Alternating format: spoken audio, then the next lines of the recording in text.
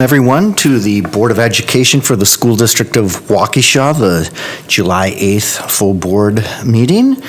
To get started, please stand for the Pledge of Allegiance. I pledge allegiance to the flag of the United States of America and to the republic for which it stands, one nation, under God, indivisible, with liberty and justice for all. Welcome everyone on this great summer night. Sue, will you please get us rolling by taking the roll call? William Baumgart. Here. Corey Montiel. Here. Greg Deeds. Here. Amanda Roddy. Here. Diane Boyd. Here. Patrick McCaffrey. Kurt O'Brien. Here. Karen Reinacek. Here. Joseph Como. Here. Patrick is excused. He's working this evening. So will you also please validate that we've been properly posted? Thank you. I'd like to take a moment here to quote someone you should recognize. See if you can guess before I finish. In your own head, though. I see Americans of every party, every background, every faith who believe that we are stronger together. Black, white, Latino, Asian, Native American. Young, old, straight, men, women, folks of disabilities, all pledging allegiance under the same proud flag to this big, bold country that we love. That's what I see. That's the America I know. President Barack Obama.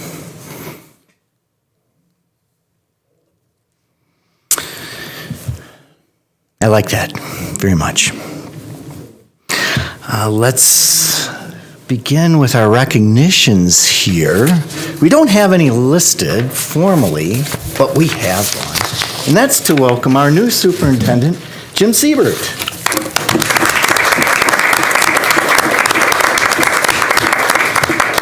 I'd like to welcome you, Jim, to our district. It's been a long process here, and I'd like to thank all the stakeholders who helped out this Board of Education to choose you and to make that offer to you. And you've also chosen us, and we appreciate that. It's a match, really, that needs to be made. And a big part of that was the School Exec Connect folks, led by Dr. Matt Gibson, and Kelly Johnson wasn't able to be here tonight with us, and Jerry Freitag, he is here. So thank you, gentlemen, for all your hard work throughout the whole process. And Jim, we look forward to building a trusting relationship with you and serving our community, our district together, building opportunities for our students for the best possible education that they can have, and we welcome you. Would you like to say a few words? Sure, I'd be happy to. So, that's very kind. Thank you so much. It's really my pleasure to be here. It's Yes. Oh, sorry. New microphone system. So where I had started was, thank you very much. That was very kind and much appreciated. It's truly a pleasure for me to be here and a real honor. I'm excited to work with you.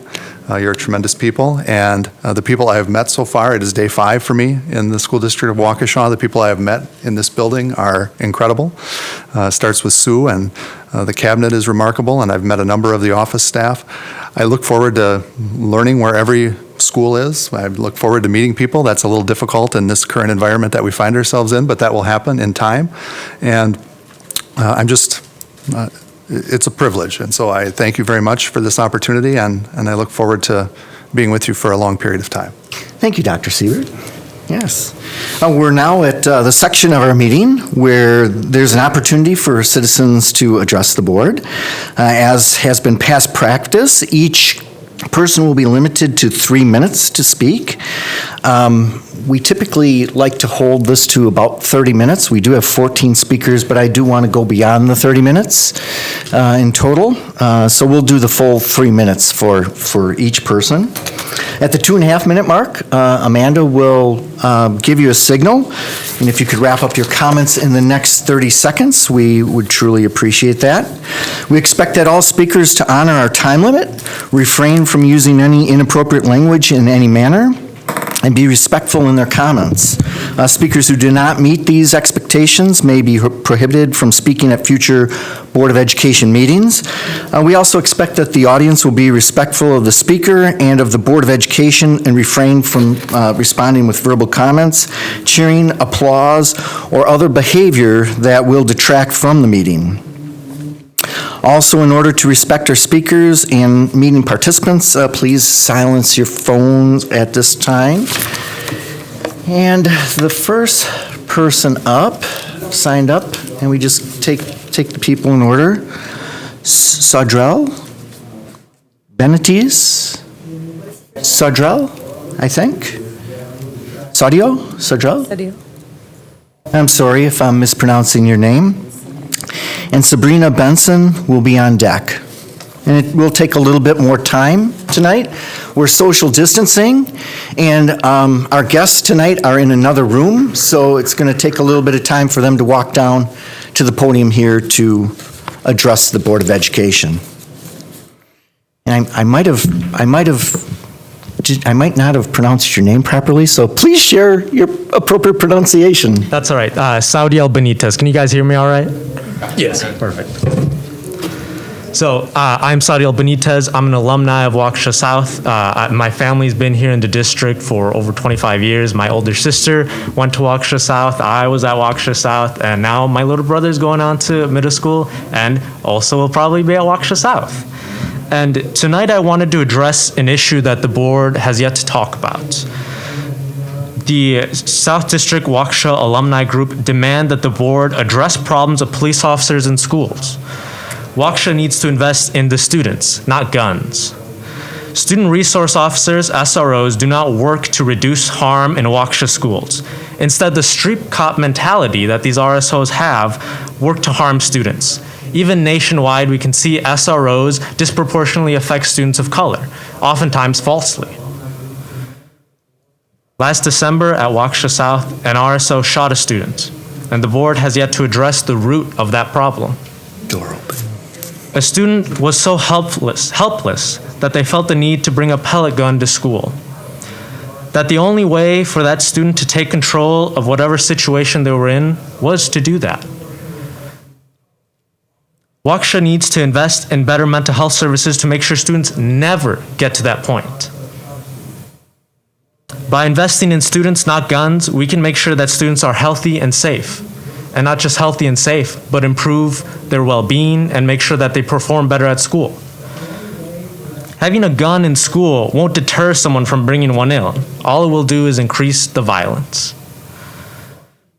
Not only that, but keeping SROs in school will continue to harm students of color, whether it be explicitly or implicitly. If we want to make sure our schools are free of harm, we need to invest in our students. The board has been generous in meeting with us and learning how they can better serve the community, but when it comes to SROs, it hasn't been a problem that has been addressed adequately enough. And in fact, at times the board has defended SROs. I asked the board to address the root of the problem and to commit to zero harm schools by investing in students, not guns. Thank you. Okay, thank you.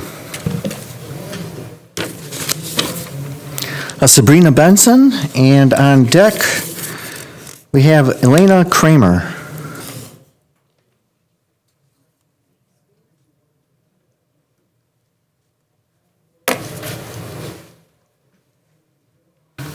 Hi, Sabrina. Hi. There's an echo, so I'm just going to give it a second. Yeah, the streaming is delayed between the rooms. Yeah, it's kind of hard to keep your flow. Yeah, and just so you know, we have to keep the door open it's a state statute. So. Okay.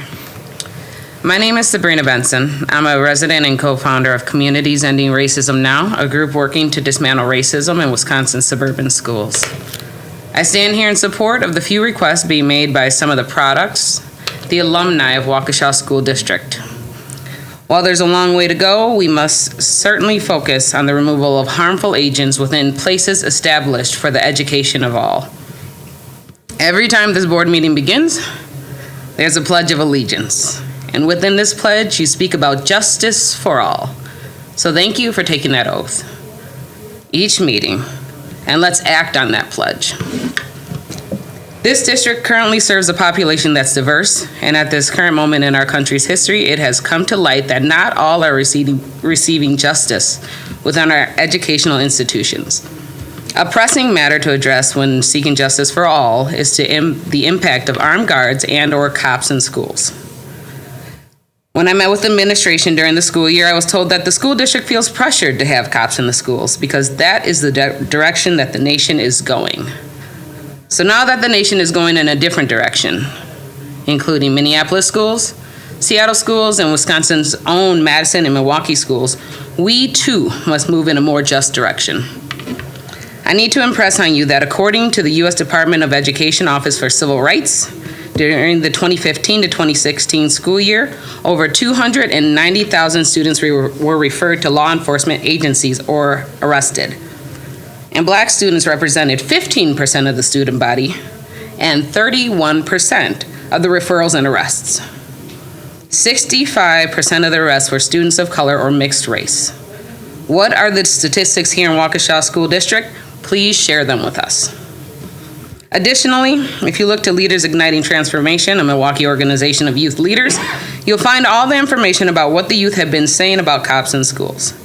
They've said that having armed guard or SROs creates hostile teaching and learning environments that are reinforced by harsh, punitive, and exclusionary school discipline policies.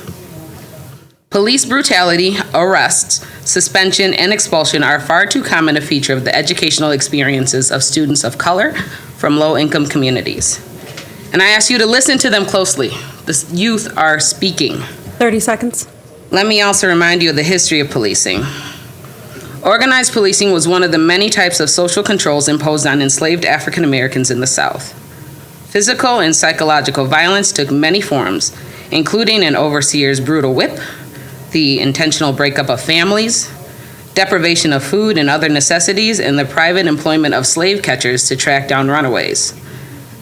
We have not come that far when we commit to having armed guards and SROs in schools that treat BIPOC children in a separate and unequal manner. Time. I just have one more paragraph, you okay? School board members and school administration honor the Sabrina, pledge. we have 12 other people. It's literally 2 sentences. Okay, 2 sentences. Yeah, honor the pledge and commit to justice for all. A reduction in funding for cops in schools is admitting that you're okay with some harm coming to marginalized students in institutions. Please pledge for justice for all and remove cops, policing, and criminalization of students from our schools. Okay, thank you. Elena Kramer, followed by Mariella Saida. I get to come in? All right. Awesome. Thank you. Hello, everyone. My name is Elena Kramer, and I am an alumni of the Waukesha School District. I graduated from South High School in 2016, and I've been reflecting a lot on my experience going through the school system in regards to racial equity. I hope you all have been reflecting as well. There is a lot that needs to change before we will have equality for all students and a curriculum that encourages anti-racism and empathy through education. That is why I signed the letter that was sent to the board on June 12th by fellow alumni in the hopes that the district would respond to and implement the changes asked of them, which now has almost 1,400 signatures. On June 23rd, the School District of Waukesha hosted a roundtable with Vice President Mike Pence and Secretary of Education Betsy DeVos at the STEM Academy's Saratoga campus. I was personally disgusted by this. While the district may claim that they want to make efforts to make our schools a safer place for students of color and LGBTQ+ students, this visit was evidence in direct conflict with that claim. Both Pence and DeVos have campaigned for school choice, which argues for more funding for private schools and in turn would decrease the quality of education for students at public schools.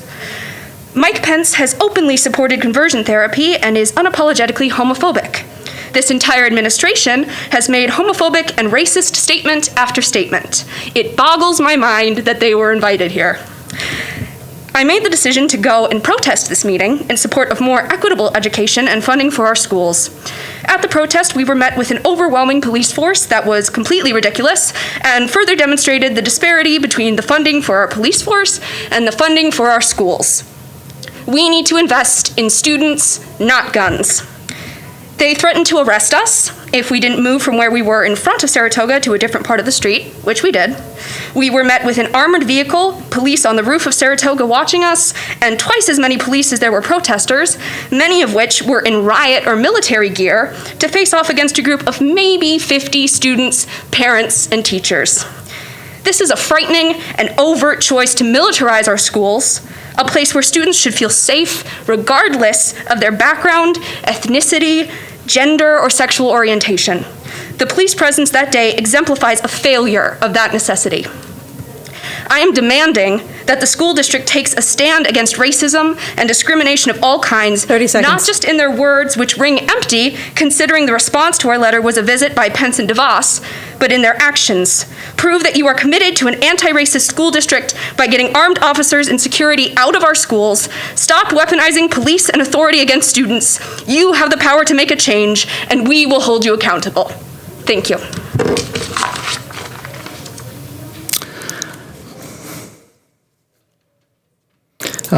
Maya Sarter, and then Kimberly Redding.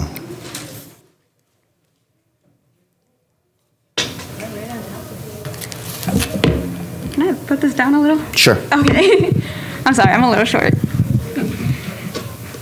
Let me know if you can hear me. All right. So my name is Mariela Sida. I am a rising senior at Waukesha South, and I'm here to address the reconstruction of the curriculum. The education the school district of Waukesha provides is a disservice to its students and community. Required courses such as history or English do not do justice to the stories and experiences of underrepresented communities, including Black, Chicanx, and LGBTQ, and Indigenous. Learning about Black experience is much more than slavery and civil rights.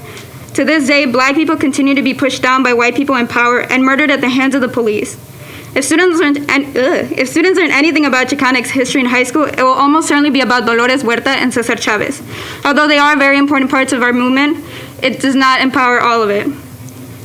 Although they are, therefore, there are Chicanx writers, authors, artists, and educators and activists in our own communities that I will never learn about in my history class. By not teaching students about the people of history, the school district of Waukesha is producing community members who possess very little knowledge about U.S. history. By not teaching students the real American history, the school district of Waukesha is creating unsafe spaces for students of color. There aren't any teachers that look like me, who can understand me, and who can teach me about being me. Who can accept my culture in classroom spaces. I never learned about my Chicanx and Latinx communities. I had to do that on my own. While I was motivated to do this, it was the school district's responsibility to teach me. The school district has not accomplished its primary goal of educating the future leaders of this country. Instead, I do the teaching. As a current student, I demand that the school district expand and restructure the curriculum so all students can learn about what it means to be a person of color in the U.S. The school district has a unique opportunity to listen to the SCW alumni and change their trajectory in order to fix their mistakes. Thank you. Yeah. Kimberly Redding, followed by Jude Kramer.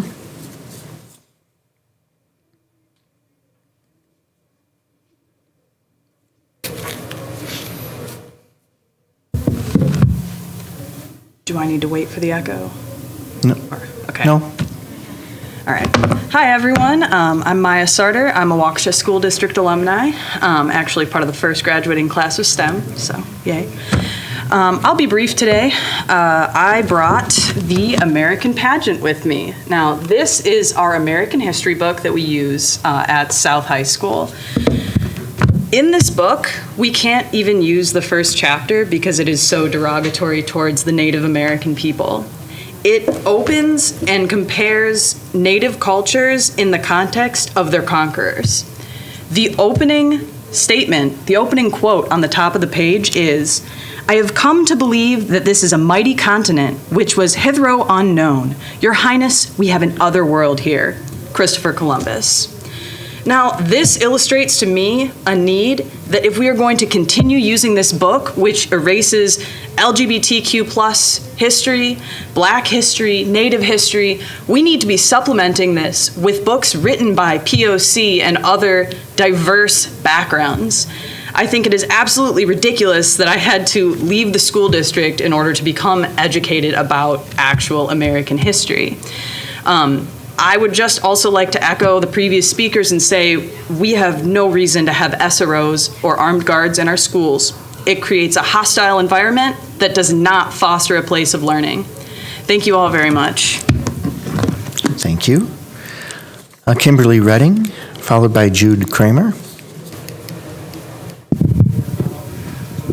Tilt it up too much. Thank you. Good evening and welcome, Dr. Siebert.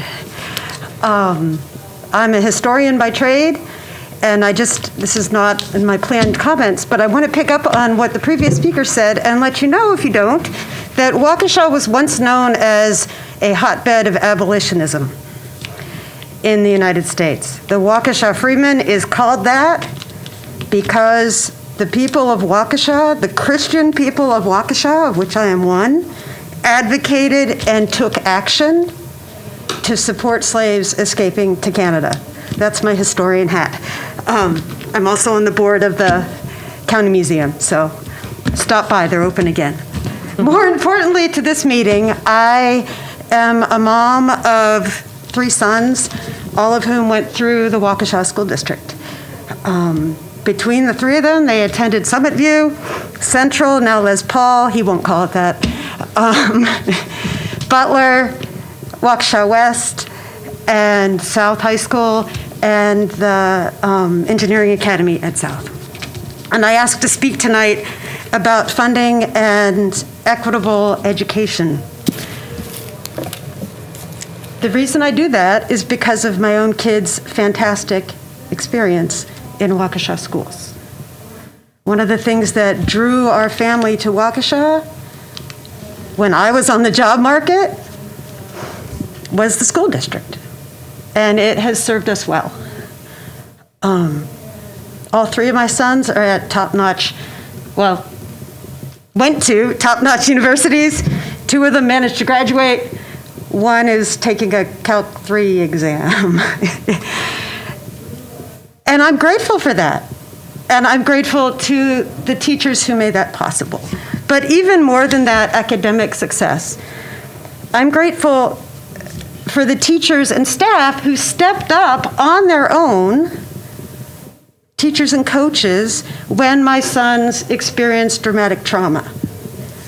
And by that I mean, in 2010, the death of my husband, unexpected, and my own equally unexpected diagnosis with breast cancer. At that time, it was teachers. It was the tennis coach. 30 seconds. Who stepped up and provided informal counseling for my sons. I'm gainfully employed, I have a great job. I can pay for the additional support, I have the resources. I'm asking you to consider funding for the children of families who do not have those resources when their children are in trauma. They can't learn when they're grieving. They can't learn when they're afraid for their lives or for their parents' lives. Please take some action to rectify the funding so that it goes not to cops in the schools, but to counselors and to support for teachers whose job is to teach. Thank you, Kimberly. Thank you. Jude Kramer, followed by Jessica Martinez. Hello, my name is Jude Kramer. I graduated from Waukesha South High School in 2019, and I'm here to address the school district's failings at the STEM protest that took place on June 23rd, and its failings in race-related matters in general. The protest, which was against the visit of Vice President Pence and Secretary DeVos, had the largest police presence I've ever seen at a protest, much larger than those I've seen in Milwaukee with thousands marching. At STEM, there were at most 50 people protesting, none of them armed or violent, yet we were faced with police in full riot gear, armored vehicles, and a Coast Guard helicopter. Then, Pence and DeVos arrived in an objectively excessive caravan of vehicles, including police motorcycles and cars, transport vans, and 2 ambulances. We witnessed this clear example of overspending and misallocation of resources, all while protesting teachers talked about having to purchase their own classroom supplies. Why is so much funding going to a militarized police force instead of to education? We need to invest in students, not guns. It is worth noting that a group in support of Pence and DeVos's visit congregated in a nearby field. Their number was comparable to ours, and yet we faced armored vehicles and police in riot gear while they were attended by a single standard police car. Additionally, those attempting to join our group were redirected by police, not allowed to walk down Walton Avenue to join us, and instead having to take an indirect route. Meanwhile, we at the protest saw supporters of the visit freely walking down Walton to join their group, even being given directions by police. The over-policing of our group while help was provided to theirs makes it crystal clear that the police force was not there for public safety, in which case both groups ought to have been treated equally, but by bias against our platform and demands. The protest was not an isolated incident of the school district's failing.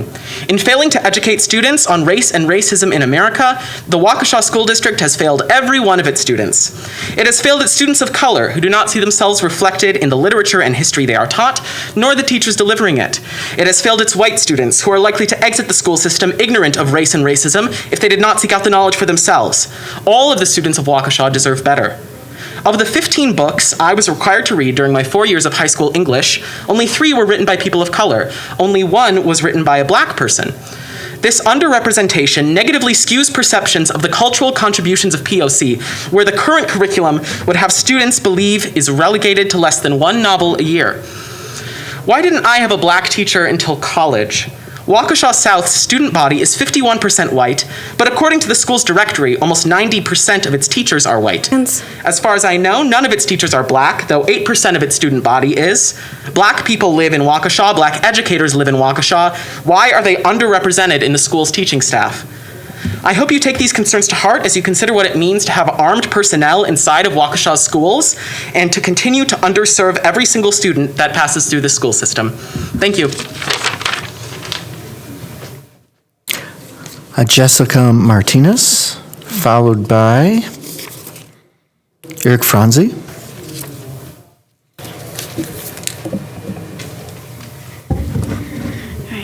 Hello, good evening. My name is Jessica Martinez. I represent so many of my family members in the Waukesha School District. Right now, I have 2 siblings at Waukesha South, 1 sister that graduated from Waukesha South. I graduated in 2016. Today, I want to illustrate some parts of my educational journey and talk a little bit about my educational vision for the future. As a student, I was angry. I heard racist comments at school about my family's immigration status, about how we spoke Spanish, or about how I was low income. As a student, I was angry because my Black, Indigenous, disabled, multilingual, low-income white students were not treated with equality or equity inside and outside of the classroom. They were written up for behavioral issues, suspended, expelled, or indirectly pushed out of school or at higher rates than others, Having SROs in the classrooms, in the schools, further perpetuates these things. As a student, I was angry because my peers and I did not get to learn about our communities like we wanted to. We did not learn about our ancestors like we wanted to. I was angry because we were not being told the truth. I wondered why. Why are they hiding this history from us? Why did I also have to leave Waukesha in order to learn about this history? Students are angry, and they have every right to be so angry. Just because students are not eligible to vote due to their age, their sadness, their anger, and their demands should be heard and they should be honored. Now, as a prospective teacher, I am frustrated. I have seen my mentors cope with texts that are not up to date, that do perpetuate racism, and those that do not reflect the backgrounds of the students. I have heard countless teachers tell us, we have to use this textbook, but it's not the material that you're only going to learn from. I will find more resources for you. But not all teachers do this. Not all teachers know how to do this. Not all teachers will take the time to do this because they do not have it. It's not their fault that the decisions in the classroom are made by entities, not exactly yourselves, I know about DPI, who do not represent the material that they create or do not invite the input of Black, Indigenous, people of color, and other marginalized populations to write these materials in classrooms. Because of this and more, it's no surprise that sometimes students do not want to come to school. I went through that. I did not want to go to school, yet here I am, and now I want to be a teacher in this 30 district. seconds. I believe that we have to get over this fear of change, over talking about racism, and over the fear of calling out and recognizing the racism within ourselves. It's hard to change the mind of others, but it starts with you. It's one step closer to providing culturally relevant pedagogy. It's not about us, it's not about the money, it's about the students. If nothing comes from these meetings, the same racist curriculums and systems will be perpetuated. Time. It shows how money, power, and comfortability would always be more worth than the thousands of bright minds in Waukesha. I see power and Thank strength you, in their Jessica. voices. I hope you see theirs too. Thank you. Erica Franzi, followed by Bob Franzi.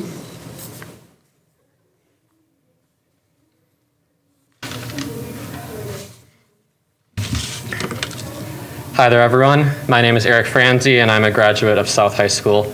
And I'm one of the alumni who started and has led the petition to change our schools and make them more committed to racial equity. I'm here to read parts, and hopefully if time allows, the whole letter.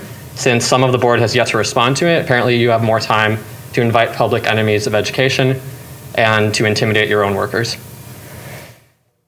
Dear Superintendent Gray, Superintendent-elect Siebert, and the Waukesha Board of Education, prompted by centuries of racism, our nation is currently undergoing an uprising by millions, demanding deep structural reform, an end to police brutality, and a true commitment to honor and uplift the Black Lives Matter movement. Amidst this crisis of institutional and individualized discrimination, we as Waukesha School District graduates would like to call attention to our school district's lack of response to the current injustices that face marginalized students in our community, as well as the district's curricula that fails to include perspectives and voices of Black, Indigenous, and people of color. We profoundly appreciate our education, but we also agree that the prevailing Eurocentric, settler colonial curriculum does not sufficiently cover the breadth of topics that would allow students to have a fully well-rounded education. It is widely known that our district is a heavily white community.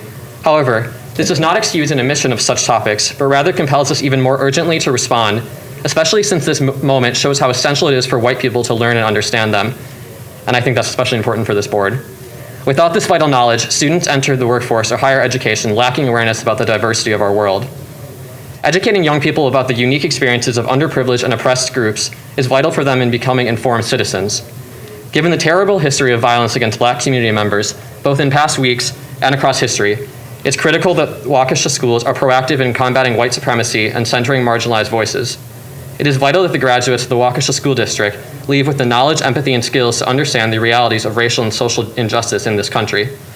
Therefore, we demand the school district immediately respond and take action by, I'm going to highlight this for tonight, the role and cost of school resource officers, decrease and reallocate their funds to hire more counselors, psychologists, and social workers, especially employees of color, conduct a thorough policy of student rights, and repeal the recent decision to allow SROs to interrogate students without parental notification. Restructuring the curriculum to an accurate teaching of American history, literature, and other subjects throughout all grades, shifting the focus to include media, literature, and scholarship by BIPOC and anti-racist authors, a commitment to recruit, hire, onboard, and retain educators of color, including in administrative roles at all schools across the district. The Waukesha School Board is almost exclusively white, 8 out of 9 members. Faculty and staff are predominantly white, and students of color thus do not see themselves represented in their instructors. It's easy for someone like me to come in here and talk. It's not easy for people of color, and this board needs to do more to address that. We're looking for change and a commitment to anti-racism. We're going to be here until we see genuine accountability and equity and implementation of our demands. Thank you. Thank you, Bob Franzi. Followed by Mitzi Keetle.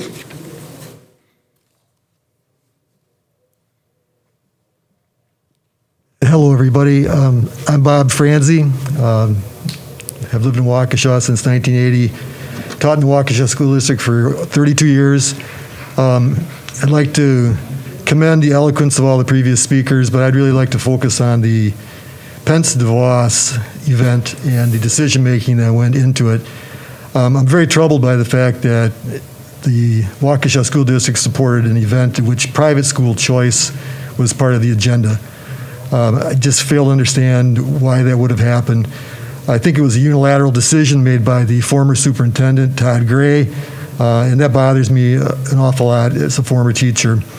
I got some advice for Dr. Siebert, and I want to say welcome to the district, Dr. Siebert, but I noticed in President Comeau's press release about your qualifications, one of them was your ability to engage in collaborative decision-making.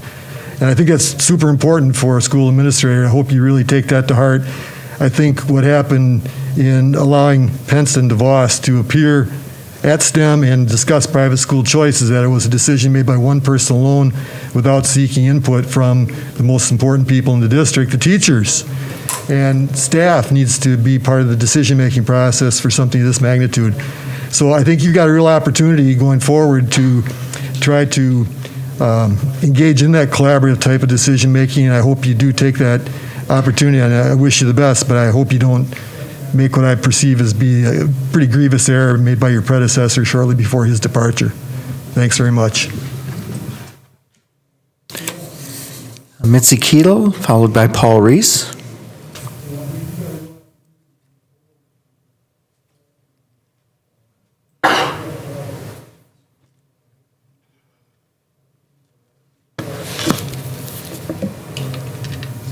May I go ahead? Or? Go ahead, Mitzi. Yeah.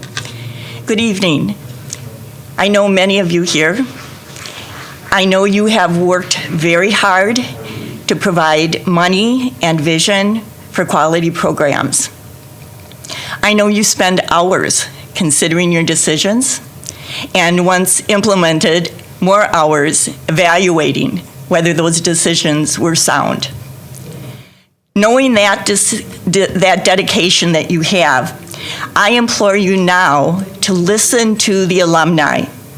They are giving you real-time insight into how their past experiences square with the needs of today, and to the other community voices that are calling for new accountability. The NAACP, the National Association for the Advancement of Colored People, advocates for resource equity, providing funds to the neediest, quality teaching, and rigorous curricula. Speaking as the education chair for the Waukesha County NAACP and the Wisconsin State Conference, I know that achievement gaps and equity are very complex topics. But peeling back the layers of program initiatives, data, funding, you get to the heart of some very crucial pieces. One, to adequately and honestly evaluate school effectiveness, you must listen to and value the input of people of color. Two, do not underestimate the potential of a school under the guidance of a culturally sensitive administrator. Three, teachers' perceptions of their students, positive or negative, influence how students view themselves. And four, ultimately, how students view themselves drive vision, determination, and their achievement. There's a lot of evidence to support that students achieve significantly when they see themselves reflected in their adult role models, in their school climate, 30 seconds. In their class content. Decisions can foster these outcomes. Revise curricula with the goal of a larger presence of perspective of people of color. Recruit, hire, and retain people of color, and target teacher in-services for bias training. There are choices to be made.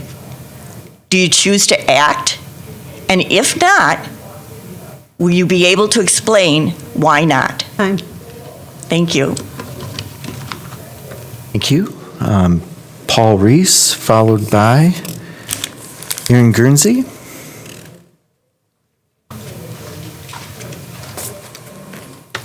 Good evening. Welcome, Superintendent. Nice to meet you. Latin, e pluribus unum, out of many one.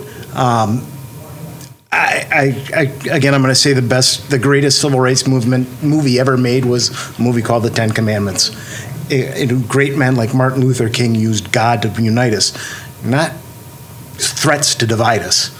But I want to talk about this fall. In a couple of weeks here, or months, we're going to go back to school, and we're going to make decisions here on what's actually going to happen in our schools and how we're going to go back to school.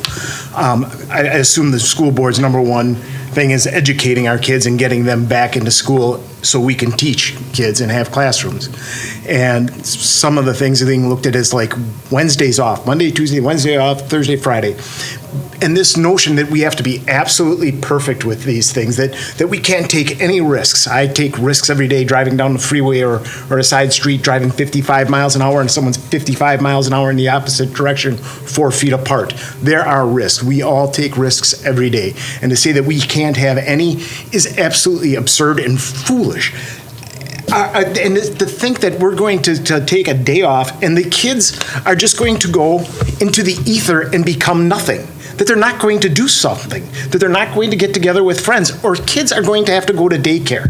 And parents are going to have to pay now to put them in daycare. And now you got kids from one school in with the kids from another school, so if there is an outbreak, now you got cross-transfer.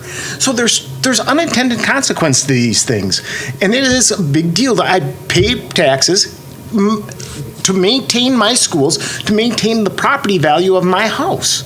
This is it's essential that we get back to school. This cannot fail. I've sat here for years people telling me about how proficiency matters. We have to have proficiency. We can't be on proficiency. This is all about proficiency. And then we say we can get done with 60% of our work, and this is okay.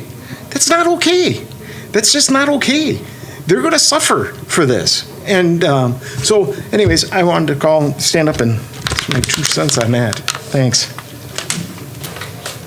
Aaron Guernsey, followed by Ben Strong.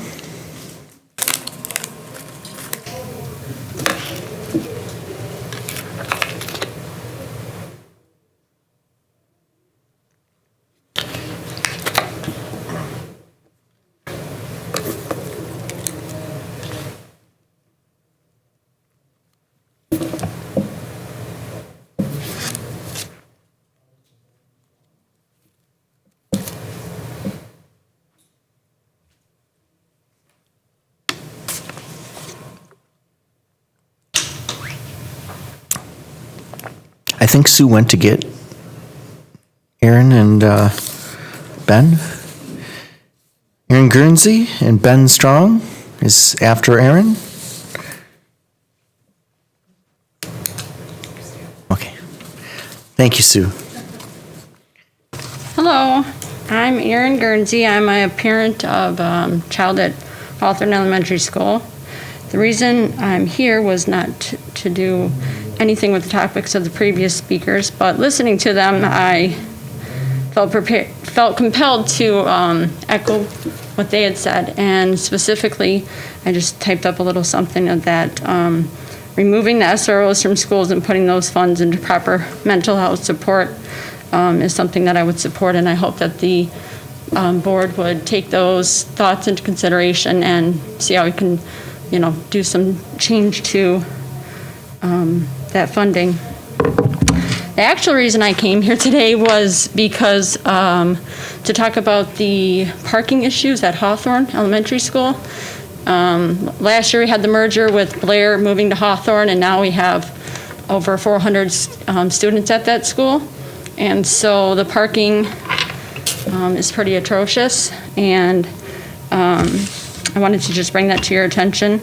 Personally, I was almost backed into when I was dropping off my son and then walking back to my car. I was almost backed into because the parking's so congested. The PTA also received a complaint from neighbors about their garbage cans being hit by parking, or people trying to leave after parking. We've also had the police there to try and hand out citations to parents that are in the no parking zone to try and help alleviate some of the congestion. I've also seen parents dropping their children off just in the middle of the road because there's no designated drop-off zone, and so they're kind of just trying to get in and out as quickly as possible and letting their kids out in the middle of the road, which doesn't sound very safe at all, right? So I don't like to just come and voice my concerns without any kinds of solutions. I don't clearly have all the answers to this problem, but I wanted to bring it to your attention because you can't really do anything about a problem unless you know about it. The few solutions, I guess you could say, that I thought of was that there is an area by the school that has stop signs at each section, like Irving and Pine has stop signs and crosswalk lines. 30 So seconds. if that could be implemented maybe on the other two intersections at the school, that would be helpful. Also, there's a grassy area in the parking lot that could try and be converted maybe into more parking.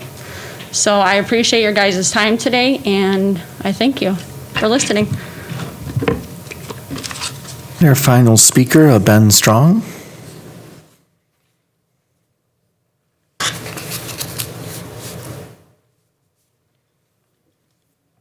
Hello there, my name is Ben Strong, and I appreciate you inviting people to come make public comments tonight.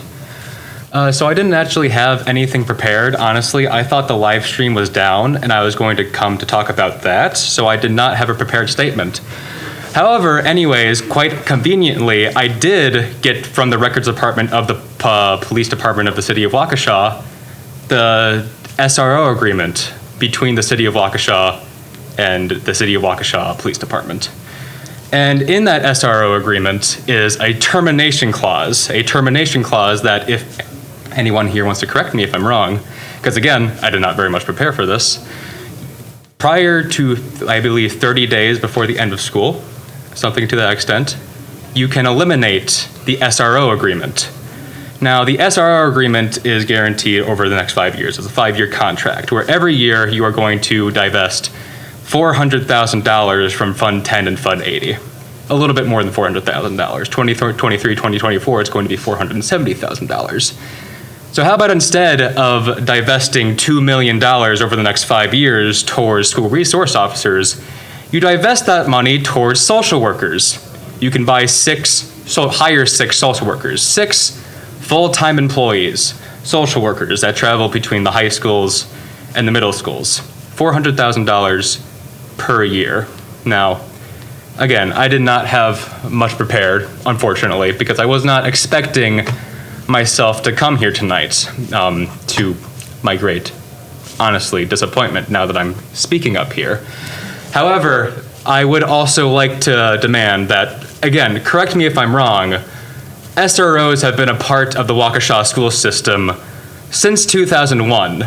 Yet there is no public data on how many citations have been given out by the school district or the police department to children in school, which means that we have no idea how many tickets have been delivered to students in school. However, what I have been able to find from news articles from Fox 6, who has talked about it, is that there is a definite increase in the number of tickets being administered to students during school periods, which means that SROs are being used as a form of discipline, which flies directly in the face of the SRO agreement, which, again, I briefly went over, but I do remember that it did, in fact, say that SROs would not be used as a disciplinary action against students. That is something that should be handled by the school district and has not been. Instead, you are using children as a funding method for the city, because SROs do generate revenue. Frankly, that is disgusting. You should not use SROs if they are continued, and I would encourage that. Is that time? Yes. One last thing. You can take action tonight, take action in August, terminate the SRO agreement, use that $2 million over the next 5 years to hire social workers. Thank you, Ben. Thank you for your time. We do appreciate our citizens' comments. We're going to move right into our minute approval. We do have just one set of minutes to approve, and that is for June 10th, 2020, our regular board meeting. I happen to have a motion for approval. I so move. Moved by Diane. Is there a second? I'll second. Second by Mr. Dietz. I saw his hand up first, Corey. Any discussion? Okay, Sue, please take the roll call vote. Corey Montiel. Aye. William Baumgart. Aye. Karen Reinacek. Aye. Aye. Aye. Aye.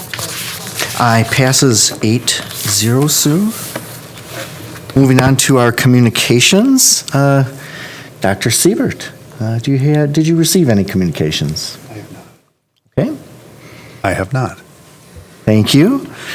Diane, do you happen to have a Waukesha Education Foundation update? Thank you, Mr. President. I do have a brief report. I knew you did. The Waukesha Education Foundation wants to officially welcome Dr. Jim Siebert to the School District of Waukesha. The members of our Board of Directors are looking forward to meeting him at our Partners in Education event in July and at our golf outing in August. So let me tell you a little bit more about the Partners in Education event. Last month, I had reported that Weft was proud to virtually award just over $20,000 in scholarships to members of the class of 2020 at North, South, and West. On Tuesday, July 21st, from 5 to 6:30, we will honor 37 recipients in person, along with the scholarship donors and our business partners at an outdoor event on the clubhouse patio at the Morning Star Golf Club. So RSVPs are due July 10th. If any other board members would like to attend right after our policy committee meeting. We're encouraged to wear alumni gear, and that's always a lot of fun.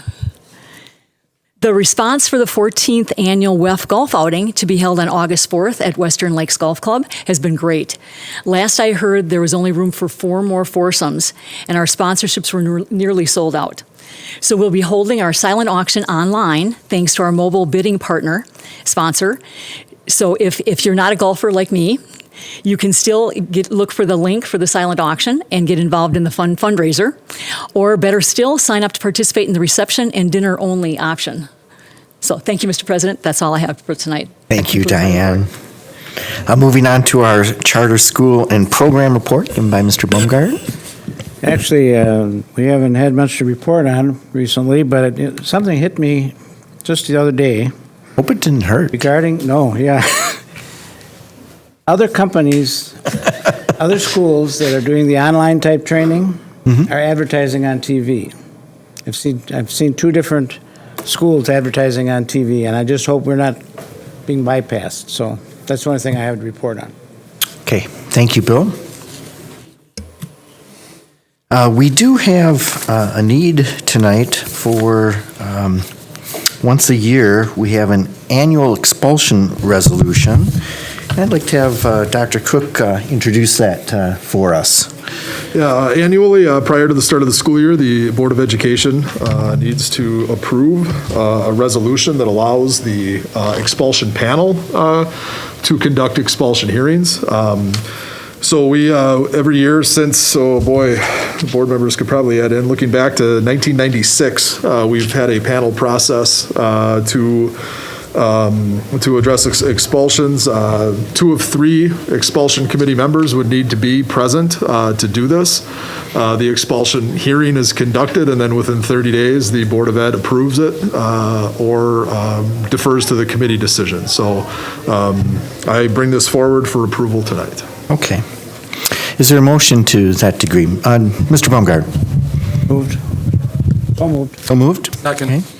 It's been moved and second to, for the expulsion resolution to be approved. Is there discussion on that?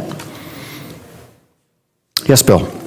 Being the only member that probably existed at the time we were doing this with all 9 board members at any given expulsion hearing, you can imagine how we could drag that out for a long time. So it's been much more efficient, and I'm sure more more substantive by having a smaller group that can actually get into talking about it rather than worrying about whether you're making your words on camera or anything like that. So it's a good move. I sat here some nights until 1 o'clock in the morning, try and get through some of these things. We're doing it much more efficiently now. Any other questions, comments? Well, I have to say that my favorite statute is 120.13, parent 1, parent 3, parent E, I mean. I agree with you, Bill, wholeheartedly. This is way more efficient. I think we get the job done, not only more efficiently, but I think it's done well. Yes. And I think everyone can have a better discussion during the process. So, any other comments, questions? Yes, Mr. Bryan. Yeah, I'd just like to emphasize, first of all, Mr. Baumgart's been here a long time. If he's been on a 9-member board for expulsions, that was quite a while back. And I think it's important for us to realize that expulsions as a process for this board and for this school district has never been one where we've wanted to deny a child the opportunity to complete their educational requirements.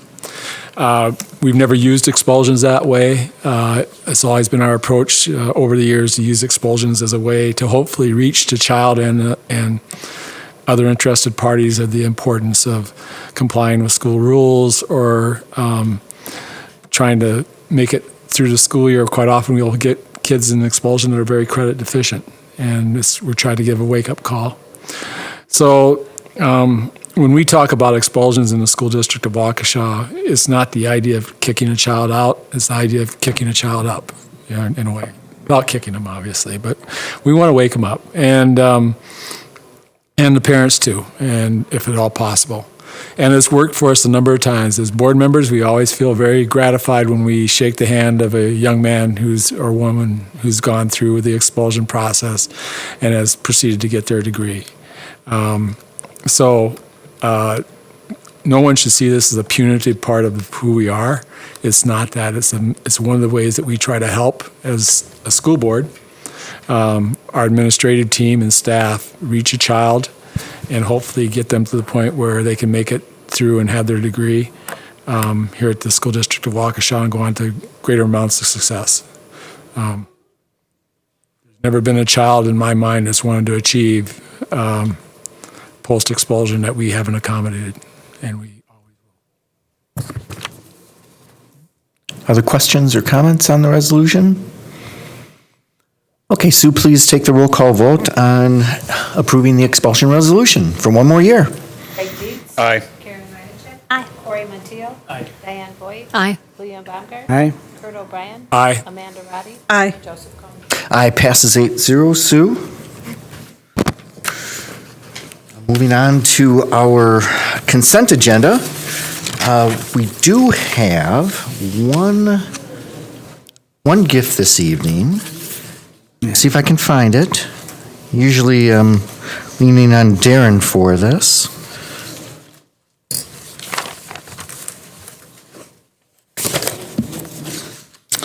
Sue, I don't have the gift. It's in here someplace. Who has it? Oh, thank you. Thank you. There was one gift given by Citizens Bank, and that was for $2,500. And this gift will be used to purchase snacks. That will include food pickup for the families in need during the summer months. So thank you. Thank you for that generous gift. Tonight, your agenda includes various categories for approval. There were no expulsions this month. If any board member wishes to have an item set aside for separate consideration, please so indicate at this time. Okay, seeing none, Mr. O'Brien, will you please present the consent agenda for approval? Yes, Mr. Como. Earlier this evening, the Human Resources and Compensation Committee approved of 7 resignations and 17 teacher contracts. The information was provided in your packet, and an addendum was placed on your desk tonight. I move that the consent agenda be approved as amended. Is there a second to that motion? Second. Second by Amanda. Any discussion? Okay, Sue, please take the roll call vote on the consent agenda. O'Brien. Aye. Greg Dukes. Aye. Amanda Vati. Aye. William Baumgart. Aye. Diane Boyd. Aye. Cory Mansfield. Aye. Karen Reinacek. Aye. Joseph Como. Aye, passes 8-0, Sue. Thank you, Kurt. Moving on to the superintendent's report given by Dr. Siebert. All right, thank you, Mr. Como. So, as I said earlier, today is day 5 for me in the school district of Waukesha. So grateful to be here, meeting lots of nice people, have everything moved in to my office and unboxed now as of earlier this afternoon. We've had a number of different cabinet meetings, and COVID-19 is our primary focus. And so we're working together as a cabinet. We're working together as a reopening task force and committee with the help of Mr. Montijo. And we are also working with Waukesha County and the Public Health Department to have countywide expectations and countywide discussions. So we're moving forward in that area, and we'll continue to keep you updated, and we'll have several more opportunities for discussion and to debut those plans as we move on throughout the month of July and get closer to August. So thank you so much for your support. Yeah, and just one thing I'd like to add to that. We're targeting August 1st by having our plan, that's our target date, to present our plan to the public. And there's many meetings at various levels that need to occur before we get to that point. But yes, just to give people in the audience a sense of what we're looking at here. Right, very fluid situation, as everybody knows, and we will have multiple faceted plans, and we will have them ready to roll. There will be no curveballs in August, right? Well, time will tell, but I think we can probably assume there may be, but we'll be ready for those too. Thank you, Dr. Siebert. Thank you. Moving on to our committee reports. This is where we do a lot of our heavy lifting is in committee. And as you know, we do rotate what committees report out first. Tonight, we're starting with the Human Resources and Compensation Committee given by Kurt O'Brien. Well, I have about a 4-hour report, but I'm going to condense it down to about 25 seconds. You're good. Yeah, we have one action item tonight, approval of recommended candidates for the position of Director of Secondary Learning. The administration is recommending Rachel Herman for the position of Director of Secondary Learning. Rachel Herman is a student-centered leader who has positively impacted students, teachers, and the community. She is a strong communicator and collaborator, and she uses those strengths to build systems to allow for students and teachers to succeed. Rachel is currently the principal at Lowell Elementary School. Prior to that, she was the district's secondary learning coordinator. She has taught both middle and high school and has been in the district since 2010. Ms. Herman's resume was provided in your packet. Salary and benefits will be according to the middle management policies. I move to approve the recommendation of Rachel Herman to the position of Director of Secondary Learning. Is there a second to that? Second. Several seconds. I saw Bill's hand go up first, Diane. Seconded by Bill. Discussion. Yes, Kurt. Just this vacancy was created by the departure of Mr. Dan Kaiser, which we approved earlier tonight. Those are big shoes to fill. He's an outstanding individual, but everything we've had, Rachel's been in the district for 10 years now, tells her that she's very capable of filling those shoes. And during this difficult time, it's good to have someone of that experience with the district and demonstrated skill set for this position. And I commend our administrative staff for preparing people for these types of opportunities. We also believe that we'll be able to, because of the strong reputation we have amongst the elementary principal community in southeastern Wisconsin, that we'll be able to replace her at Lowell with a very high quality candidate. So there should be a win-win-win all around. I'm sure Lowell hates the loser, but we need this position. Mr. Kaiser did a fantastic job, and I'm sure she'll do a great job as well. Other comments or questions? Karen? Thank you. I just wanted to say I know they'll miss her greatly over at Lowell because they really like her. So. Yes. Bill? Quite simply, I copy everything that Kurt said. I've known her, I guess, as long as she's been in the district, and I've seen her do some marvelous work, particularly bringing an organization that was struggling to a top level. Most recently, Which was difficult. Yeah, which causes Yes. them to lose her, of course. Yeah. And then whenever you do such a good job, you get moved. But I think she's leaving a staff behind that's ready to do that, so it's good for us That's to have part of being a good leader, is somebody preparing like your her staff, around that yes. We can use, I hate to use that term, use, you don't use people, make the most of it. Thank you. Other comments, questions? Yes, Diane. I've known Rachel. I taught with her. It's part of that teaching career element of things. She's taught with my daughter. We've got, like I've known her for a long, long time. And to look at her resume, she's just amazing. When I saw her name as being the candidate that was moving into the slot, it's like I couldn't think of a better person. So great choice. Did a good job again. Other questions or comments? Okay, so will you please take the roll call vote on approving Rachel Herman as the Director of Secondary Learning? Aye. Diane Boyd. Aye. Corey Mateo. Aye. Sarah Ryan. Aye. Karen Manchek. Aye. Greg Deep. Aye. William Baumgart. Aye. Joseph. Aye, and good luck, Rachel, in your new position. We know you'll do well. Kurt? Yeah, I just want to briefly discuss, in the discussion section, is to state that we have a very active role in HR, working with Ms. Thede in the planning and forward for reopening our schools. Our goal is to reopen our schools on the proper plan as it's developed by the Special Work Committee that Mr. Montillo is a member of. But the challenges of staffing successfully for this are reopening the schools so that we have a good continuity and an outstanding educational program and having it a safe work environment. That's something that the HR committee will have an opportunity to focus on later this month before we make our final decision and before a full board of work session that's being considered at this point in time. So we're on top of it. We're going to really aggressively try to think of outside the box as much as possible, awaiting for the direction from the committee as well. So with that concludes my report. Thank you, Kurt. Moving on to the policy committee, given by Mr. Baumgart. Okay.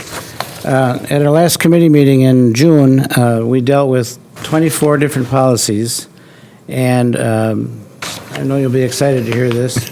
We decided they're all of the nature of the statutorial type policies that we, according to our previous work, we don't have to bring them all here to you. However, we did find a couple of things that we did want to share with you. Two of the policies we are bringing forward for action. Policies 3122 and 412201 on drug-free workplace. This policy has been expanded to include a requirement that staff handbooks contain information regarding the standards expected of its staff members and includes updated options involving THC, marijuana, and off-duty conduct. Committee members felt the changes were very broad and made a motion at the June Policy Committee meeting to move this item to the full board for review, discussion, and approval, thinking that you really do, we want you to know what's in here. I think that's what it's about.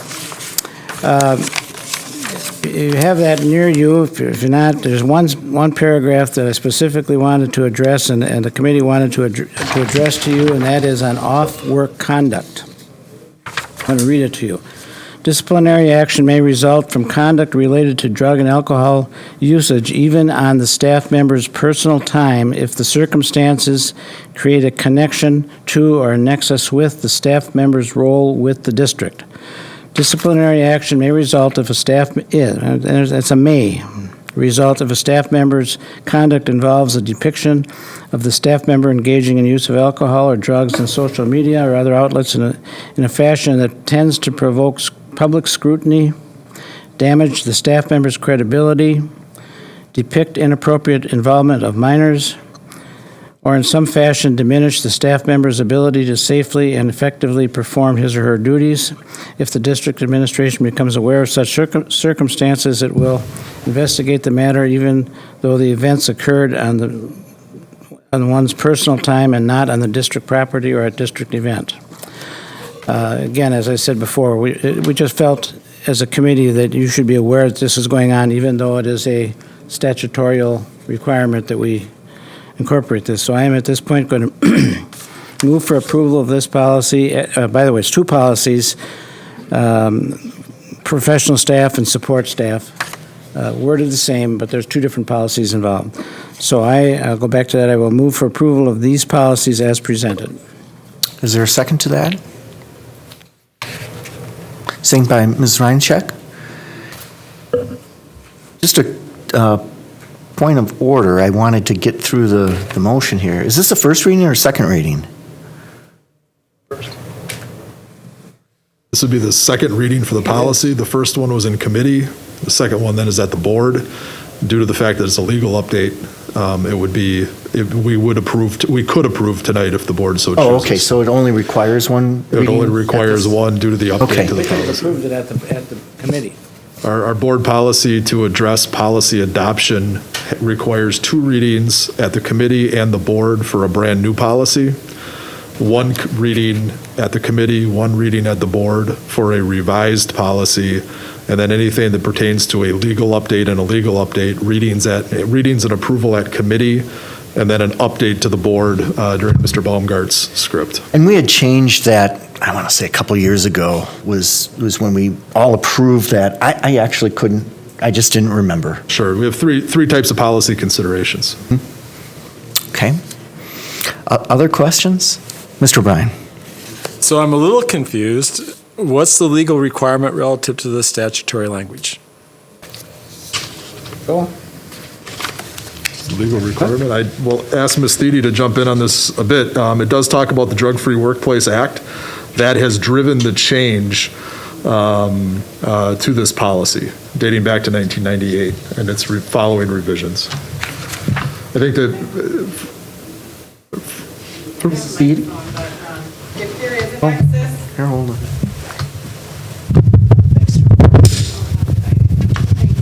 no problem.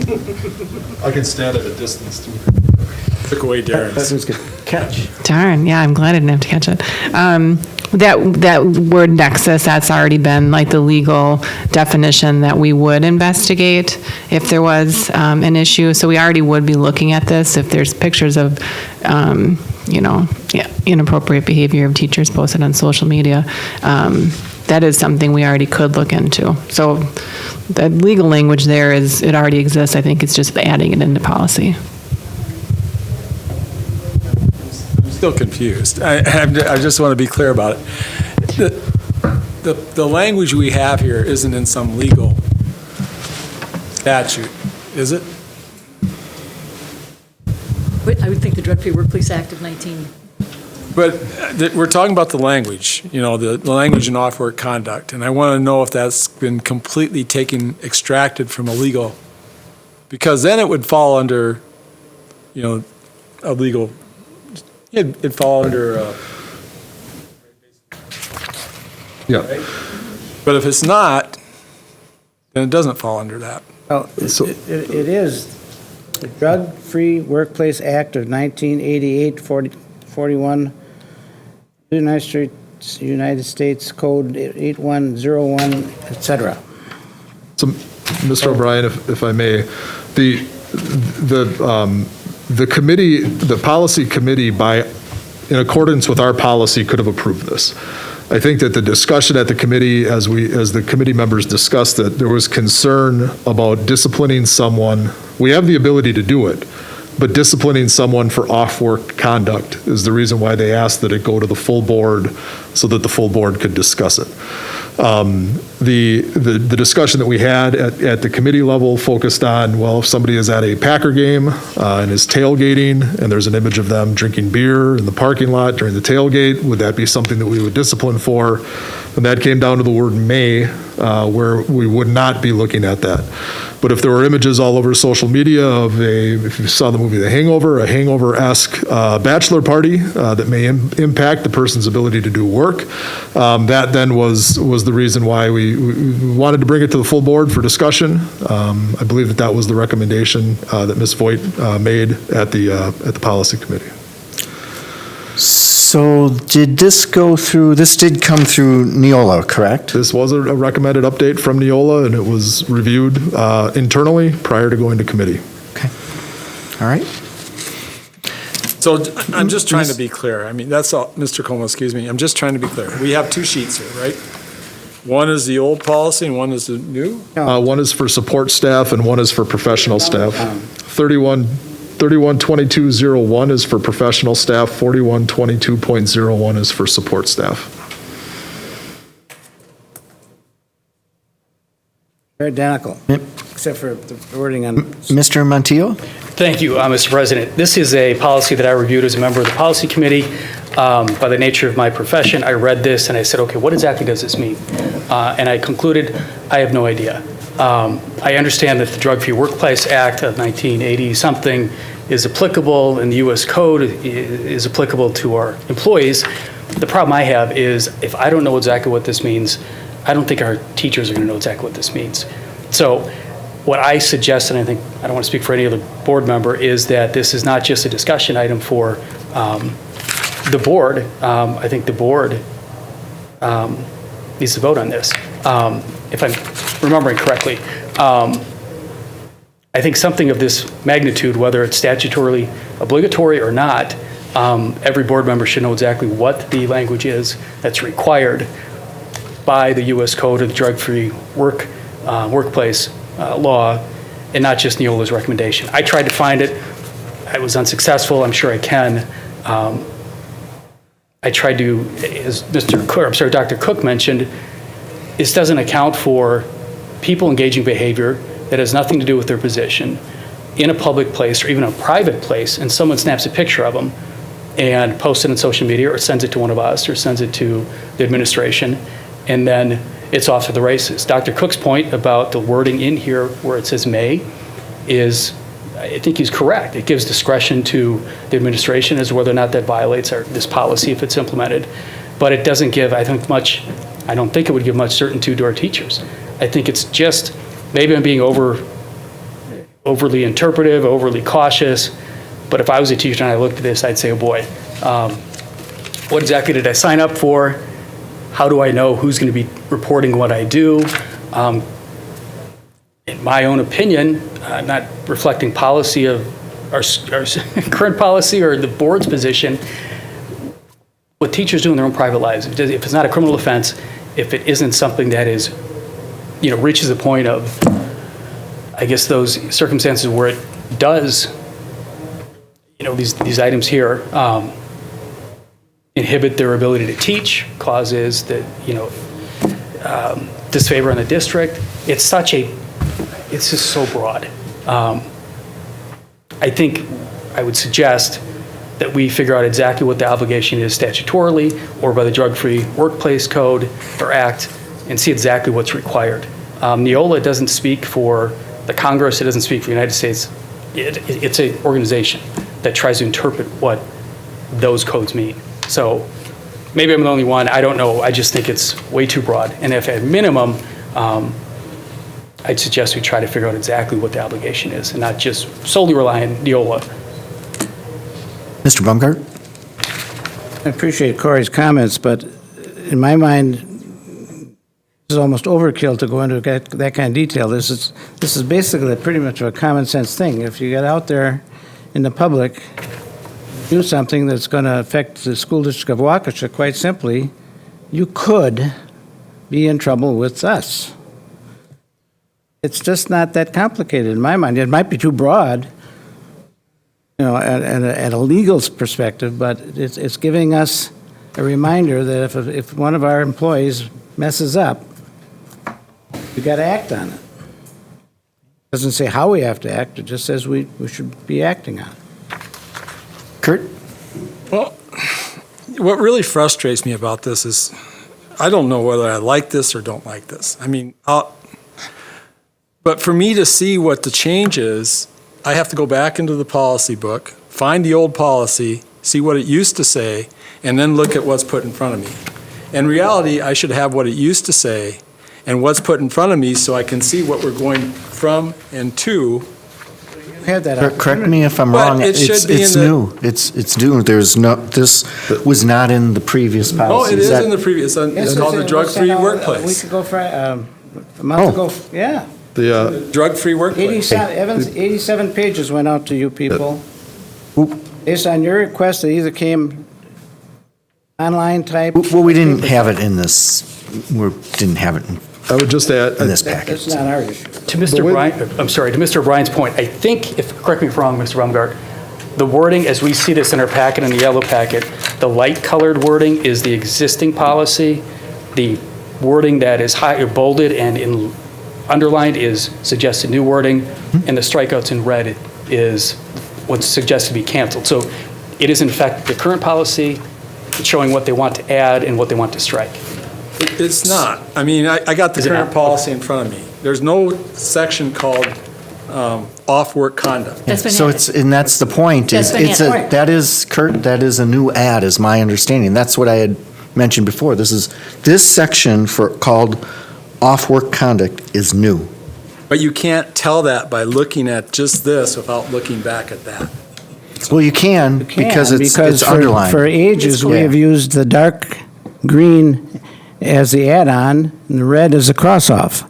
Well, here's my There is nothing different about what way this has been handled than it has been for months, if not years. Well, I just don't get how this can be something that we don't go through a first and second reading on. It's not just statutory, it's actually coming up with new policy. Well, I believe that the policy committee had within their wherewithal to approve this on their own. And I actually applaud them for bringing it forward to the full board because it is, I think, a topic that we should be discussing at the full board. So first of all, I want to do a tip of the hat to the policy committee for doing that.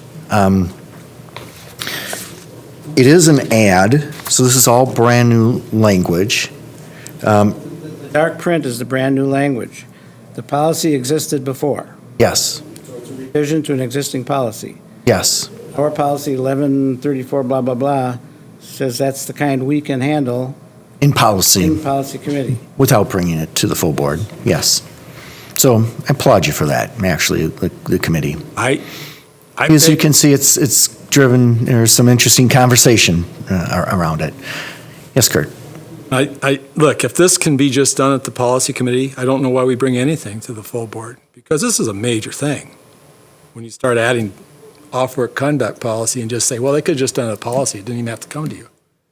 If it was just a technical correction, I'd agree, but it's not. It's new work requirements, new standards placed on somebody.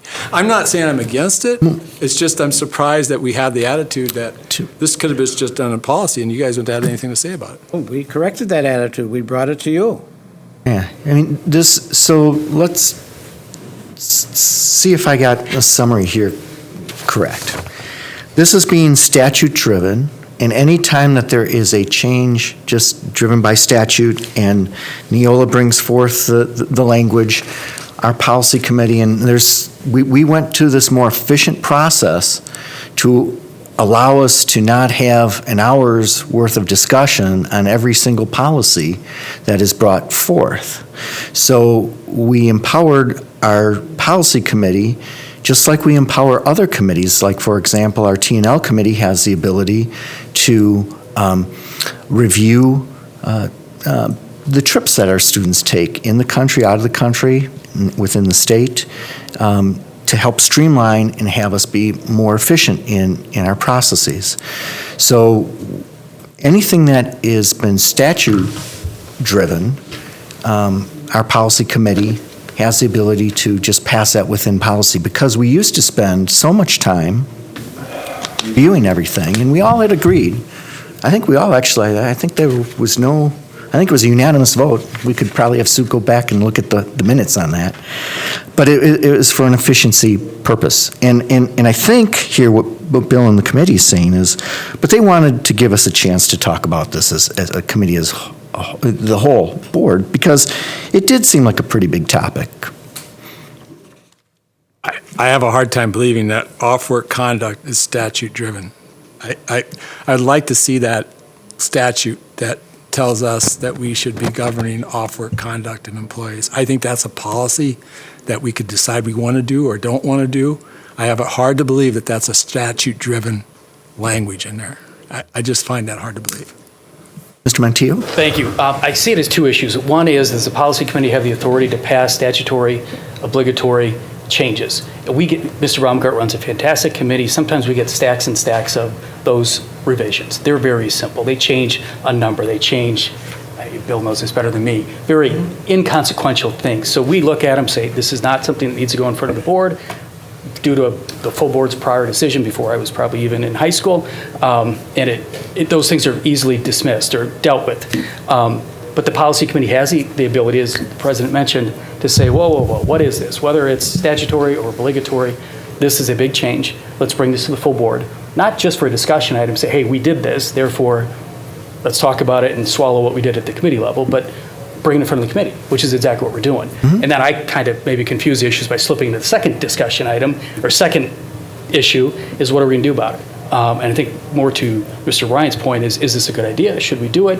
What exactly is obligated? That's a whole different discussion. So I think we're kind of doing both things. But I think... It's germane, though. Yes, it is. And Mrs. Voigt, I think, raised the first, I think she said very politely and very articulately said, whoa, this is a big deal. If at a minimum, we should bring it to the full board. So at least we shine a big spotlight and let our employees know, heads up, off-work conduct is likely to be subject to review. So that's what I'm seeing. Mr. Baumgart? Well, I'm going to give it to Joe in a minute, but I'm glad Corey mentioned statutorial or obligatory, because maybe I was too commonly using the one word. Some of these things are obligatory because they come to us from DPI. It's not necessarily a statute. I don't know which one this one, maybe Joe can explain that too. But Joe's been trying to get... If it would make the board more comfortable, I mean, I certainly could talk to Gary or Alana or Claire on what some of the requirements would be as associated to this, so we could provide some clarity to the board or to the committee, whoever would do the approval. Be happy to do that by next month, and if that's what the board would be comfortable with. Kurt? Yeah, I mean, I have a hard time with approving something that I don't know if it's required by the statute, and I'm being told that this is a statutory requirement to have this language in that expands the oversight of staff on off-duty hours with a threat of, so I would prefer that to understand why we are doing this. Not saying that we don't want to do it, but I don't want to be told I have to do it by statute when I don't have to do it by statute. I would prefer what Mr. Cook is offering. All right. We do have a motion on the floor. There's two ways that we could handle that if we wanted to. Someone could make a motion, and there'd have to be a second to table it, and then we would have to vote on that. Or the person who made the amendment and the person who seconded the amendment could both make a withdrawal, and that would be another way that it could go back to committee. Pardon? It's not an amendment. It's either we're taking action on it or we're not taking action on it.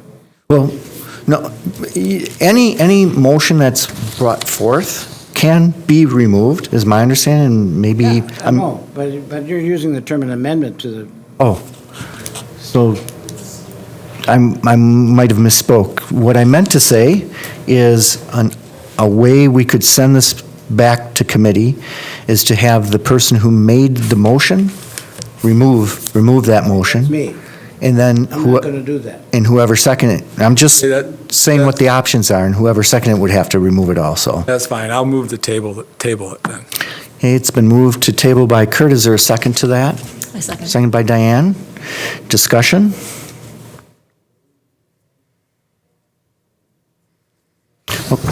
Amanda, I'm sorry? Just, as part of discussion, just to clarify, we're tabling this so that we can get more clarification on what the requirements are by the attorneys, correct? Yep. Okay, thank you. And then, just to clarify, that means we'd bring it back next time, and and then at that point, we could vote on it, follow up on the Sure, motion yes. that's been made. Yes, or 2 meetings or 3 meetings, however many meetings the policy committee needs to take on that. And I'm not the best parliamentarian, so. Amanda? One more question here. Do we have administrative guidelines relative to this policy? Dr. Cook? I would have to look in Neola look in the system. Okay, I could do that too, sorry. No, just curious to see if there's any kind of direction in an administrative guideline. In the staff handbook. The staff handbook? Okay, that's Yeah, we have further in there. just so the board knows, we do have a provision in the staff handbook that says if you've done anything wrong, you need to notify the HR department. It talks about, arrests, certain type of citations. So we already do, to a degree, address these things with employees for off-site conduct. And I will work with Gary or Claire on further guidance for the board. Okay. Thank you. Ms. Voigt, did you? I guess the reason I brought it forward is this is the kind of situation that someone else can be taking the picture and posting it on social media, and all of a sudden the staff person is in this situation without really intending to be doing anything wrong. And just because they have a School District of Waukesha shirt on when they have a drink in their hand, at a party, doesn't mean necessarily that they've done something to off-work conduct that needs to be addressed. But I think they need to be aware of the fact that it could rise to that level of being, spotted out, that it's now in our policy, that things that happen in that context could be, I think Kurt? I think if we table this will go back through a process, and we can have all those discussions again. We're just asking for more information through the tabling process. So that's all. Okay. Any other discussion on the table? Okay, Sue, Karen, I'm sorry. I was just going to say, I just looked up really a closer definition of public scrutiny, and it said that they'll be studied or observed more carefully. Well, that's pretty broad in itself. So, yeah, what does that part mean? That doesn't seem like they should be disciplined for just being studied or observed very carefully. So I don't understand that part either. Okay. Bill? That's why there's a motion to table it, to get some definition. Sure. Yes. Any other discussion on the tabling this to bring it back to the policy committee? Okay, Sue, please take the roll call vote on the table. Diane Boyd, Aye. Corey Montiel, Aye. William Baumgart, Aye. William Register, Aye. Lynn Reddy, Aye. Kurt O'Brien, Aye. Aye. Passes 8-0 the table, so Bill, we'll have that come back to you and your committee. Okay. And there were 4 other policies that I will just be mentioning to you because there's no voting involved with this one. And it was just brought up at the meeting that maybe the board should be paying attention to this because what it is. Policy 3431 and 4431, employee leaves. This has been revised to include time off for serving as an election official, for voting, or for certain instances of giving testimony pursuant to a subpoena. Policy 5517, student anti-harassment. This policy is revised to include record retention requirements and to incorporate language on grooming behaviors that's not as an appearing, your appearances, but causing a behavior to be manipulated. Joe, you got a good definition for grooming? This would be where a staff member would be sexually grooming a student for inappropriate conduct and such. Policy is also revised to make it clear that complaints brought under the harassment policy that do not allege actions covered by the policy are still to be referred for investigation into the district's anti-bullying policy as appropriate. And lastly, this 5630, this policy has been modified to more clearly express the coverage of the statute as it applies to all officials, employees, and agents of the board. The next policy committee meeting is July 21 at 4 p.m. That completes the policy report. Thank you, Mr. Baumgart. Moving on to our technology committee, given by Mrs. Voigt. Thank you, Mr. President. We did have a meeting of the Technology Committee on June 16th at 6 o'clock, and there are 8 discussion items that fit under the 3 topics that are listed on the agenda. The first under instruction-related technology. The Technology Committee discussed the results of 3 surveys administered to assess the effectiveness of our virtual learning platform. Families were surveyed, 2,669 responses, 1,406 students were surveyed, and 392 staff responded responses were given. The common themes among those responses indicated that the technology functioned well for the most part, and that teaching and support staff went above and beyond to do their very best. However, most responses indicated that the district should work to consolidate the number of platforms and methods by which assessments and materials were delivered and collected. Some students felt they were doing well on the online instruction model, while most indicated that they longed to be back in the classroom with the social interaction of teachers and their friends. Any discussion about the surveys, which I think were looked at the Teaching and Learning Committee as well? Any questions, comments? Okay, Diane? Okay, the second topic under instruction-related technology is the Global Protect VPN web filter. It's now fully operational and available for all district devices. The filtering option provides devices with the same level of firewall and web filtering capabilities anywhere in the world as they have in the district network. So Global Protect will be deployed to all devices by this fall. Any questions or comments? This is a huge improvement. This is very big. It doesn't sound like much, but it's a leap from where we've been. So, go ahead, Diane. Okay. Any other comments or questions? Okay, Diane. Then I have 5 topics under infrastructure-related technology, and the first is board docs. The board doc system is now fully operational, and administrative staff and board members have received training.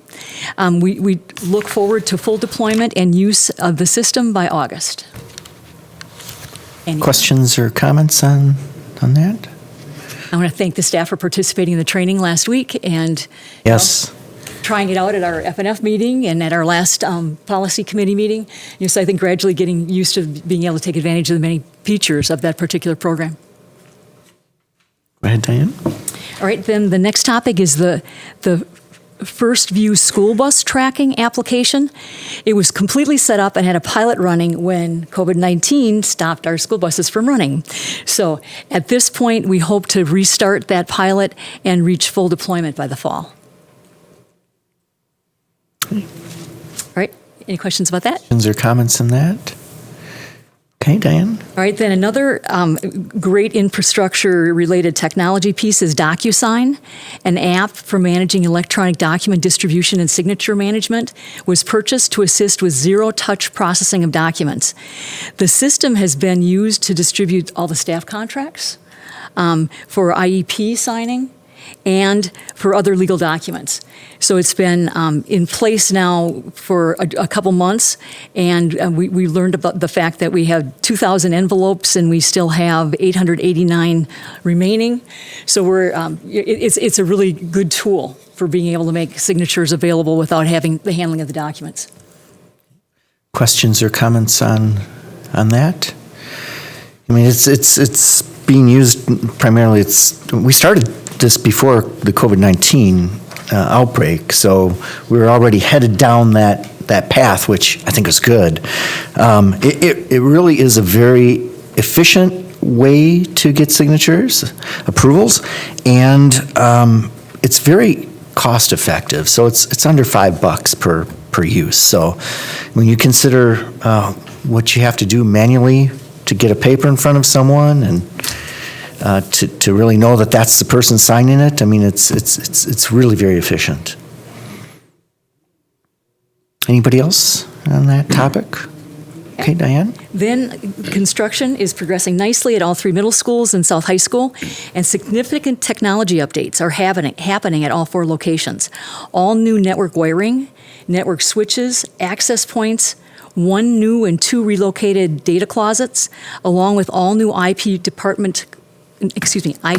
network clocks and speakers are in place. So it's amazing, kind of set of extra things that go along technology related to the construction that's going on as well. Questions or comments on that technology? Okay. And very closely related to that is that 185 new televisions, along with new Apple TVs, are slated to be installed in most of the classrooms, replacing the old projectors, which will improve reliability, clarity, and reduce maintenance costs. So another piece under the construction umbrella. Any comments or questions on that? A lot of topics to cover. No. One more. Under life safety and related technology, the InformaCast emergency messaging system is being upgraded to InformaCast Fusion. This conversion allows the system to continue to operate within a building even if in the event that the internet is down.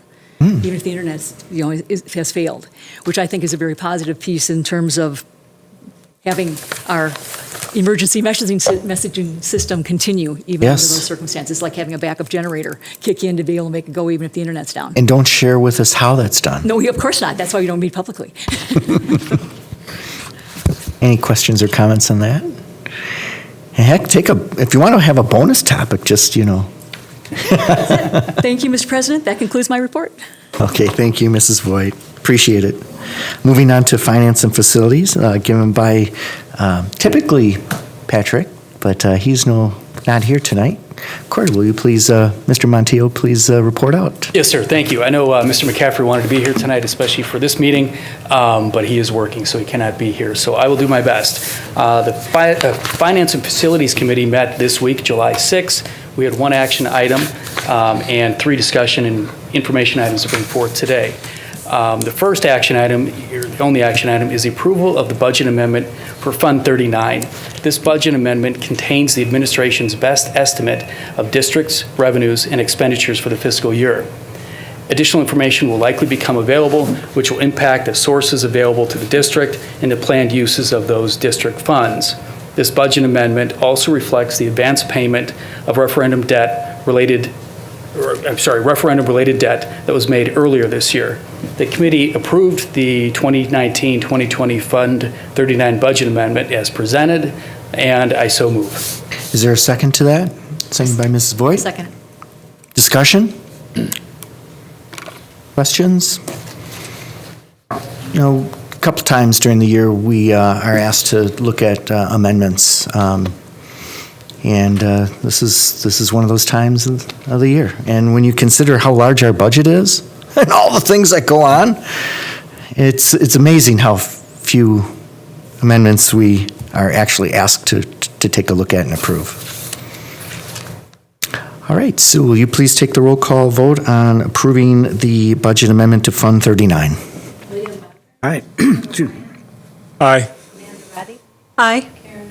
Aye. Aye. Aye. Aye. Aye, passes 8-0. Sue? Corey? Thank you. As mentioned, there are 3 discussion information items. The first is the monthly budget report. The committee was presented the June budget report. Revenues and expenditures continue to be within budget limits for both the general and special education fund. The district is also operating in accordance with their approved budget on all other funds. So, good news. Any questions or discussion on that? Yes, Mr. Bryan? I just want to comment, Board Docs works great. It does. Yeah, because, you can follow what happened in the committee on Board Docs. And You're looking at numbers now, right? So yeah, I'm looking at numbers. It's germane to this topic, right? Yeah, it's all germane to this topic because I'm looking at this item on these numbers. And we should start using it during board meetings. I think it'd be very helpful. We're scheduled for next month. I was just a little chicken this month. Okay. It is a great tool.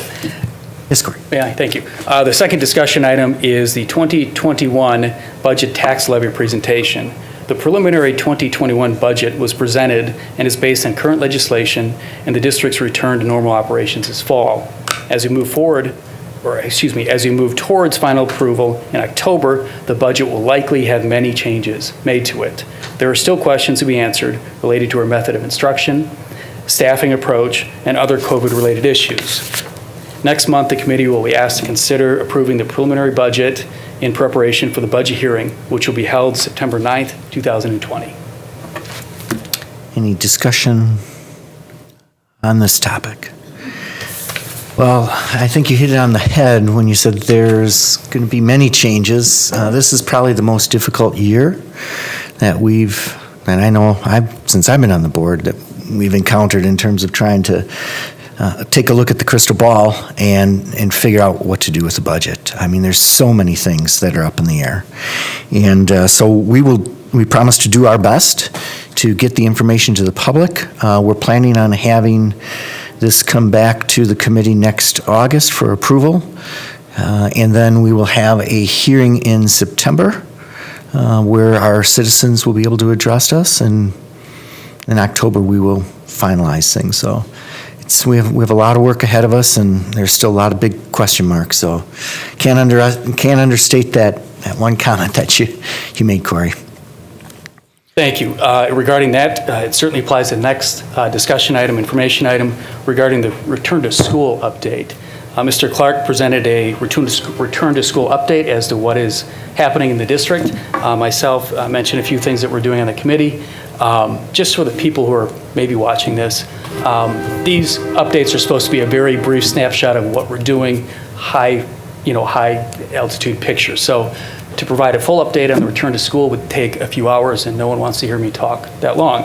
But in a nutshell, and I think especially being the new board member, I can tell you with 100% confidence that there are many, many people working extremely, extremely hard to try to figure out the right way to do this. Dr. Siebert is leading this and doing extremely well, especially being 5 days into this.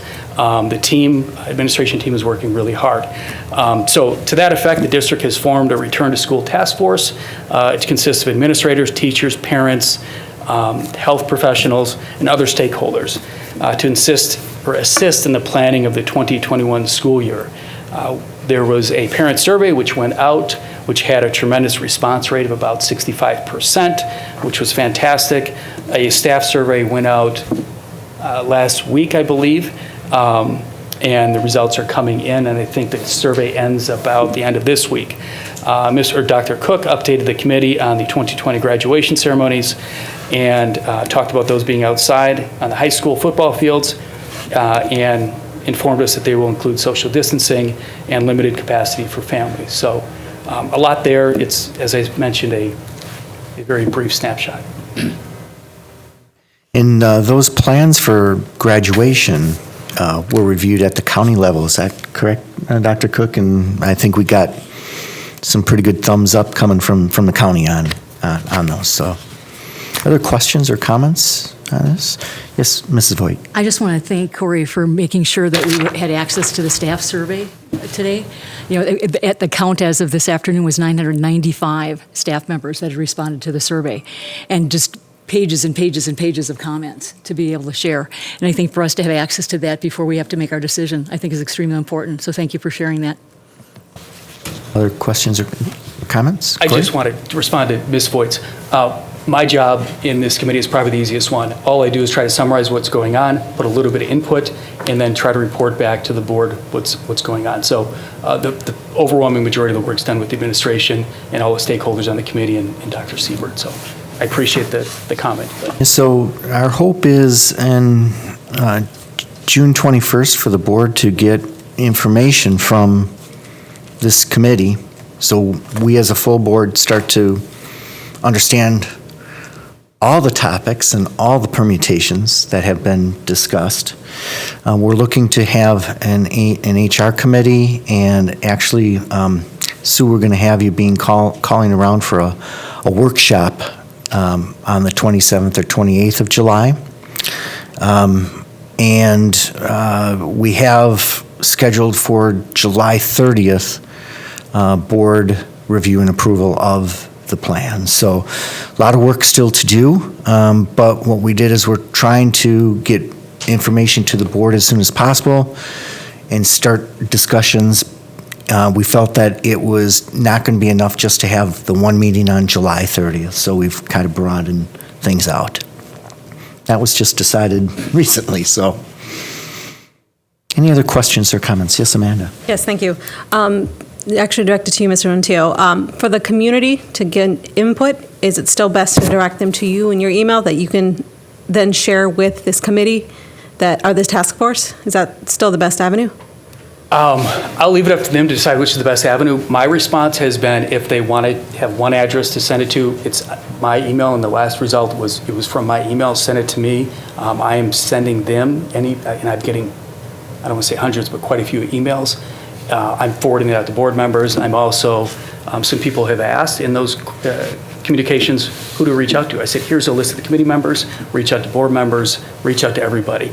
I think your point is excellent. We want as much input as possible. Blow up my email, blow up all our emails.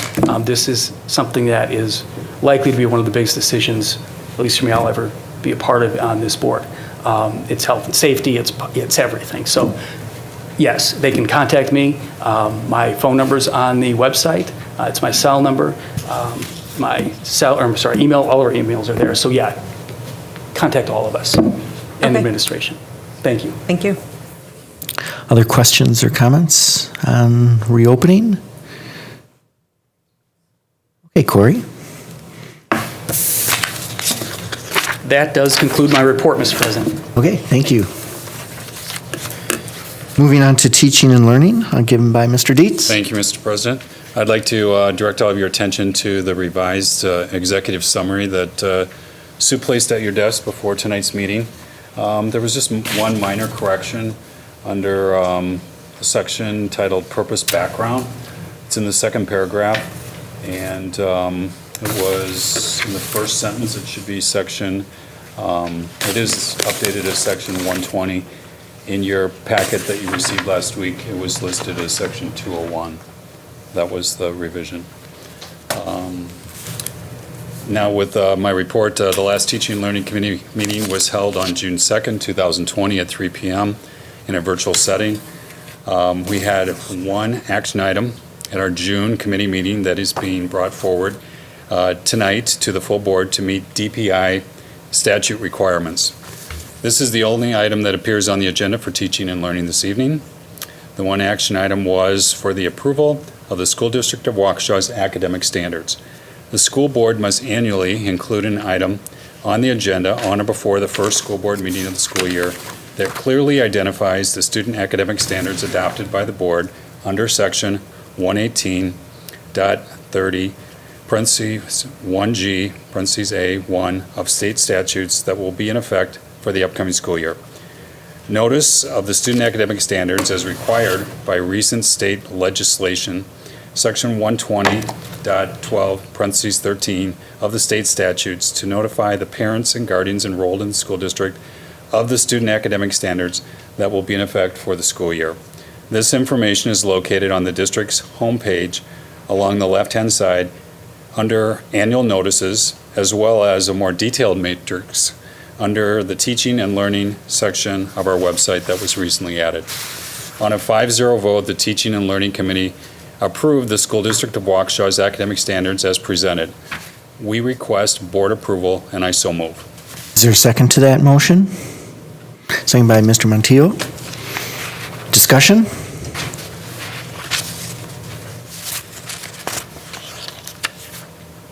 Okay, Sue, please take the roll call vote. Aye. Aye. Karen Reinicek. Aye. Kurt O'Brien. Aye. Aye. Aye. Aye. Passes 8-0, Sue. Greg? Thank you, Mr. President. That concludes the Teaching and Learning Committee report this evening. Our next meeting will be held on Tuesday, September 1st, 2020, here in the boardroom. Thank you. Thank you. Moving on to safety and security, given by Mrs. Reincheck. Thank you, Mr. President. We did not meet, so I do not have any report this evening. Okay. Thank you. Thank you. And moving on to government relations, given by Amanda Roddy. Thank you. We as well did not meet. We will be scheduling a meeting here soon to include Dr. Siebert. And per our last report, we are planned to address the address the full board at our September full board meeting. But just a note for, I guess, transparency. Because the Government Relations Committee is new, we're figuring out what our full role is going to be. And one of those that I've been working on is meeting weekly with the alumni group. Many of their members addressed us this evening to kind of explain how the school district works. So what we've been doing thus far is meeting with our different administrators and explaining their roles and how they how they function within the district as a whole. So we're just trying to have some open dialogue, introduce them, let them know, maybe correct some things that might be being shared that are misinformation. So these are weekly meetings that we've been having so far, and they've been going well. We have more scheduled for next week, but just so that the board knows, this is what I've been doing for the last about 3 or 4 weeks with folks. And that concludes my unofficial report. Thank you, Amanda. That moves us to our other business. Are there any recommendations for items to be agendized for the full board to discuss, or any items to be directed to our committee chairs?